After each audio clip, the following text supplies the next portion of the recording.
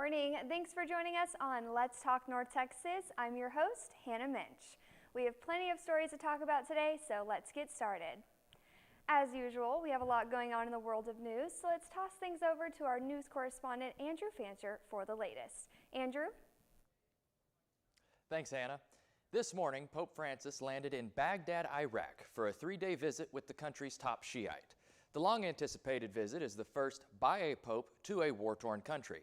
And now Pope Francis hopes to draw attention to the Christian plight, empowering a dwindling population of Iraqi believers. And rather than flee, he encourages the natives to remain in country and help rebuild from years of persecution. He will also honor martyrs and work towards healing the bridge between Christians and Muslims. And on the eve of his visit, Pope Francis said, "I come as a pilgrim of peace, in search of fraternity, animated by the desire to pray together and walk together." Now, in accordance with global news, Governor Greg Abbott announced that he is reopening the state of Texas 100%. And once this goes into effect in 5 days, Texas will be the largest state to do away with face coverings. The historic decision comes nearly 1 year after COVID-19 struck Texas, with less than 6% of the state fully vaccinated. At current, nearly 6,000 people across the state are hospitalized, with more than 42,000 people having died from the virus. And yesterday, on Twitter, the governor blamed President Biden and undocumented immigrants for these numbers. Afterwards, Dallas County Judge Clay Jenkins not only thanked the Biden administration, but encouraged all Texans to continue following public health guidelines. Now, our state officials aren't the only ones on Twitter. Yesterday, President Neil Smatras took to the platform to announce that this fall, UNT classes will resume on campus. In his statement, he said, "With the promise of widespread vaccinations and the positive effects of our proven COVID-19 safety measures, UNT is planning a robust in-person campus experience for our students, complete with the full spectrum of in-person, on-campus classes and labs, and all of the exciting, engaging campus events that will bring us all together once again." Registration for the fall semester begins Monday, March 22nd. Now, on a lighter note, country superstar Dolly Parton just got her coronavirus vaccine, encouraging others to follow in her typical Queen country fashion.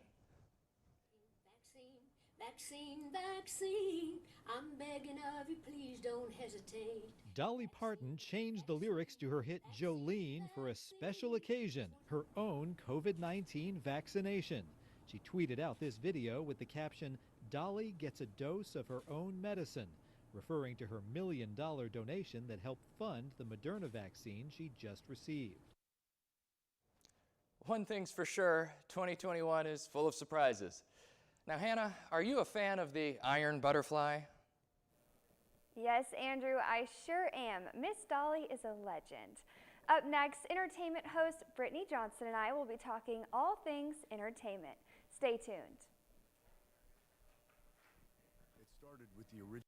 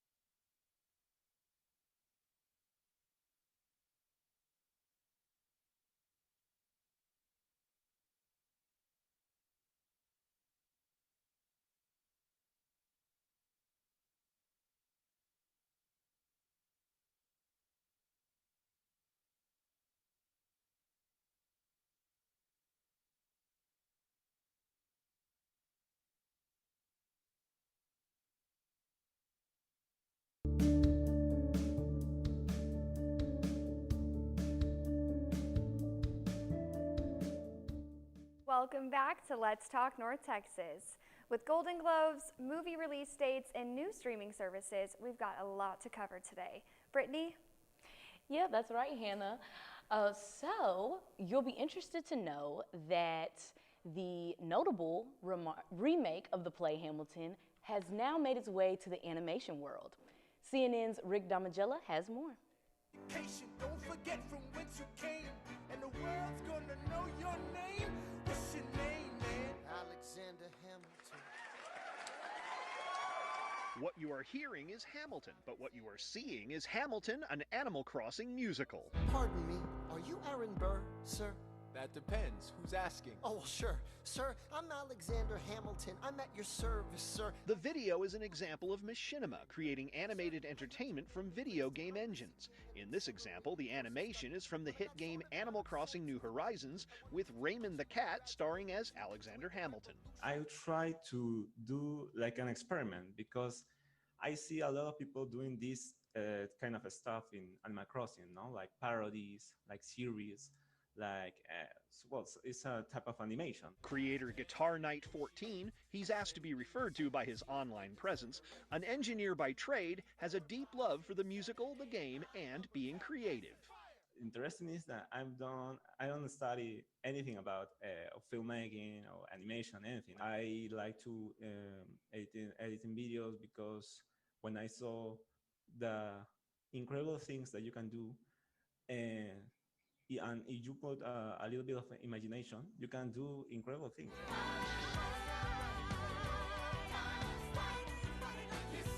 He completed Act 1 in December, and Guitar Knight 14 hopes to have Act 2 completed in a few months.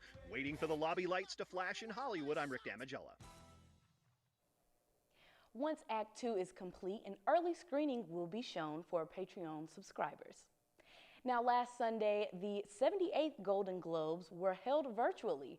Although the ceremony may have been cause for celebration for the winners, NBC was not celebrating their viewership numbers. The remotely staged ceremony fell in ratings by more than half compared to 2020, leading to the least watched Golden Globes ever on NBC. The broadcast averaged just around 6.91 million viewers.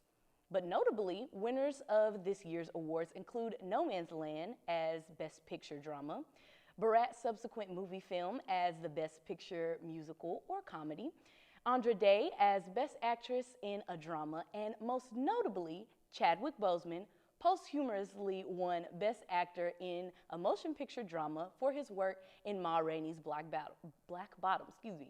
Here is the acceptance speech given on behalf of Mr. Boseman. And the Golden Globe goes to Chadwick Boseman, Ma Rainey's Black Bottom. Accepting on behalf of Chadwick Boseman is his wife, Simone Ledward Boseman.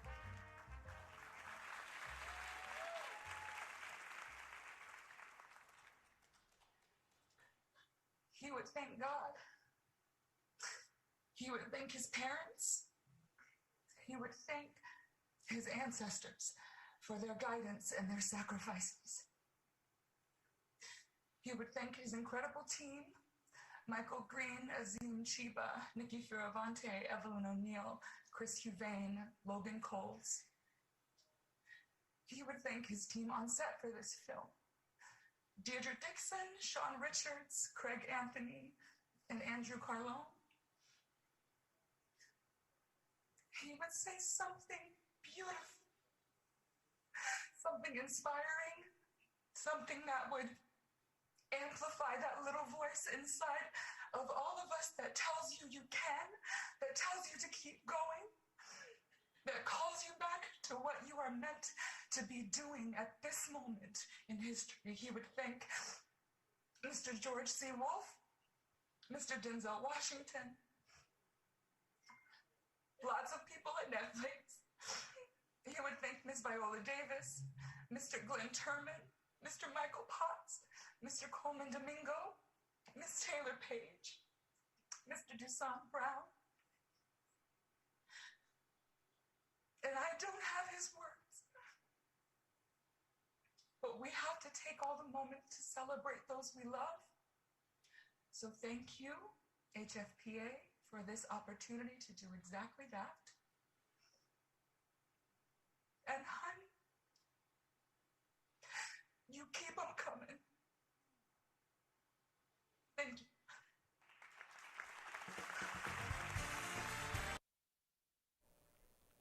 This week, Alamo Drafthouse Cinema, the Texas-based theater chain, has filed for Chapter 11 bankruptcy.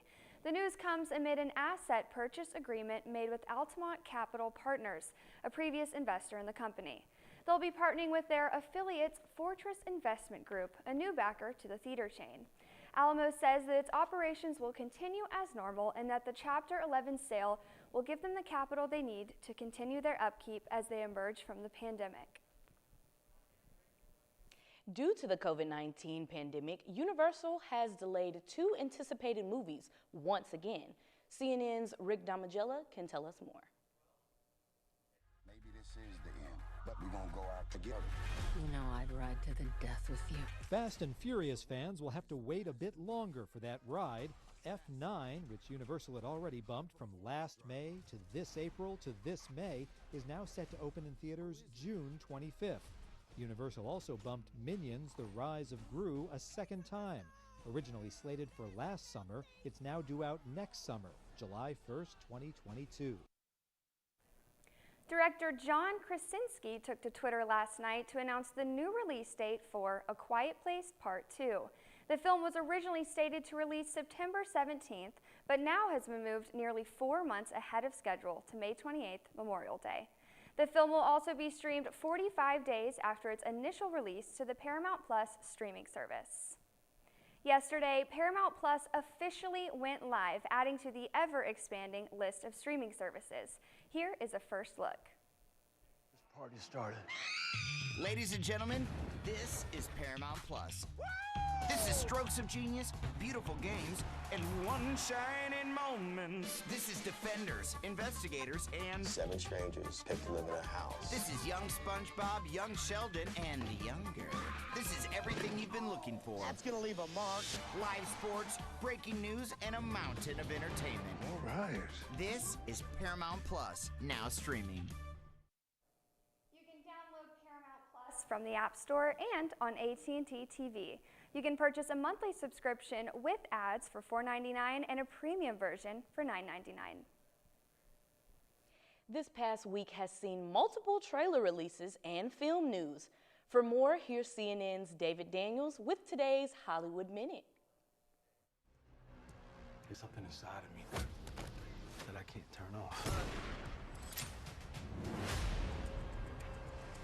A part of me that won't stop for anything. No remorse. Here's your first look at Without Remorse. Michael B. Jordan stars as U.S. Navy SEAL John Kelly, pursuing the assassins who killed his family as he tries to stop a war and uncover a conspiracy. The action thriller based on the Tom Clancy novels premieres on Amazon Prime April 30th. Cynthia Erivo is set to play the Blue Fairy in Robert Zemeckis' live-action take on Pinocchio. Also joining the cast, Joseph Gordon-Levitt as the voice of Jiminy Cricket. Tom Hanks is already on board as Geppetto. Production is set to begin this month. Life is full of possibilities. You just need to know where to look. Animation lovers are looking at Soul. The Disney Pixar pick scored a leading 10 nominations, including Best Feature for the Annie Awards, animation's biggest award show. Wolfwalkers also received 10 nominations, including Best Indie Feature. This year's Annie Awards will be presented in a virtual ceremony April 16th. In Hollywood, I'm David Daniel. When we come back, we'll take a look at some of the entertainment content in development right here at ntTV. Stay with us. Every child deserves a future. Every last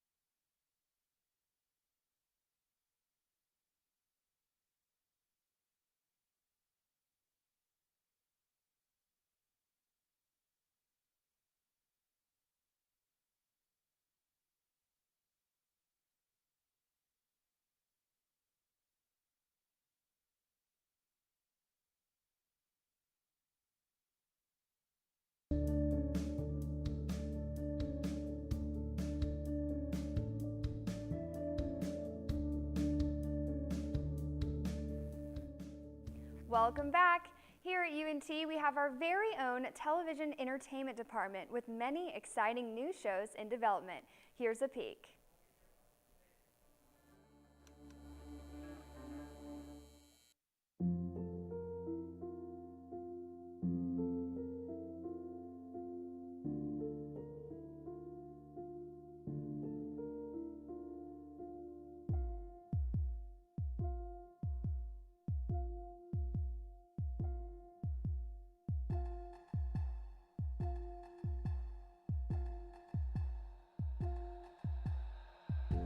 Love is a strange thing.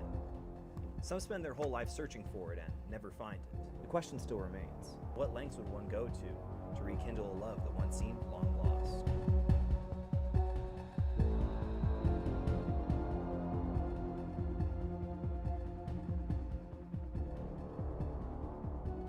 We have this belief that the soul is this invisible, mystical blob that for whatever reason we can't grasp. But that's because it's not a single thing.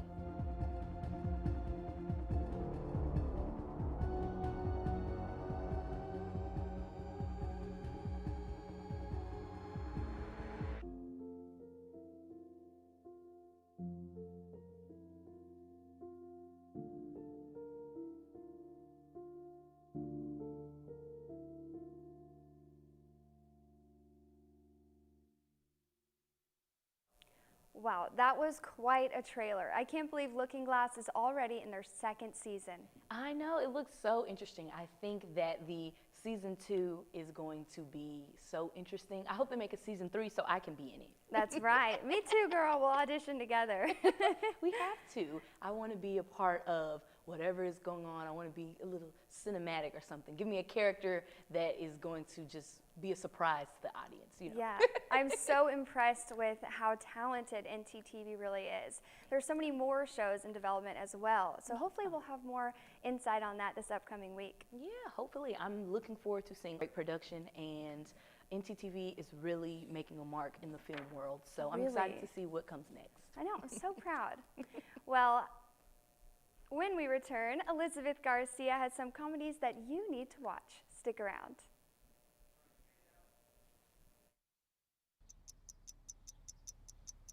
I understand. I know it's not your typical resume. Okay, well. But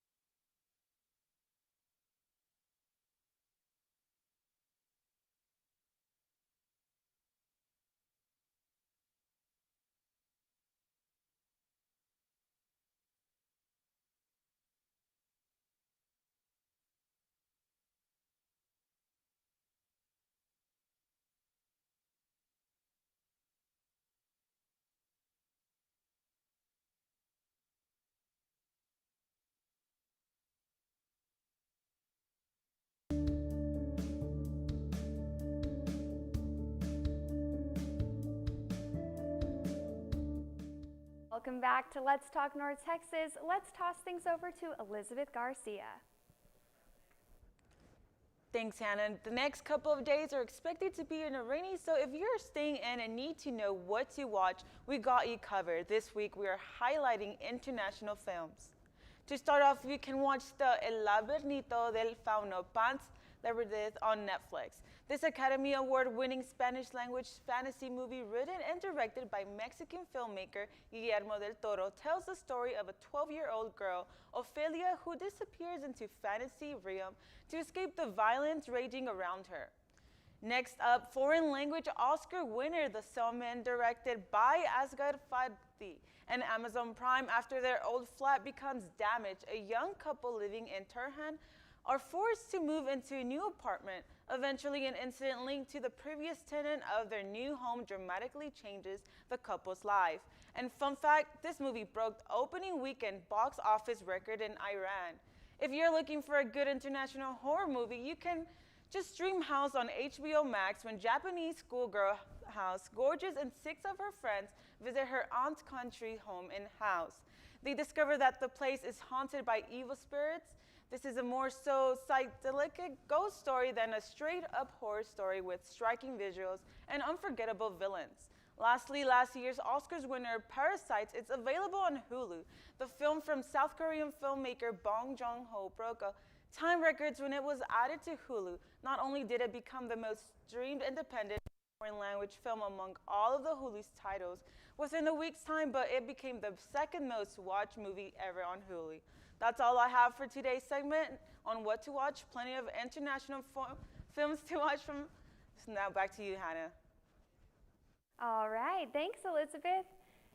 In more non-streaming related news, here's a box office update on the top performing films this week. Here's CNN's David Daniel.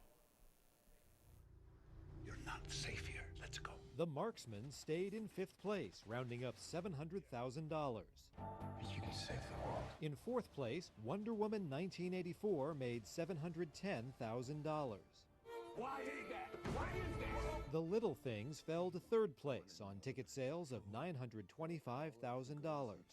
Isn't it strange how this food grows in perfectly straight lines? The Croods, A New Age, lost the top spot, but $1.2 million gave the animated sequel 2nd place and a domestic total of $52 million. I will not let this hotel be ruined by a cat and a mouse. Tom and Jerry clobbered the competition. The big screen adventure of TV's cat and mouse duo debuted with $13.7 million, the biggest opening weekend since Wonder Woman 1984 premiered with $16.7 million back in December.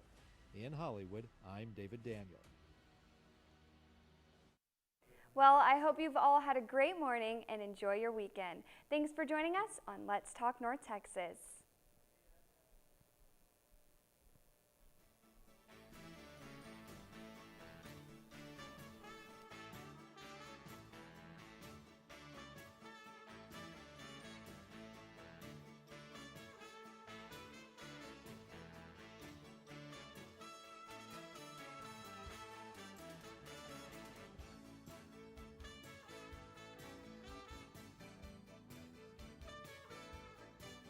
Eagle Net.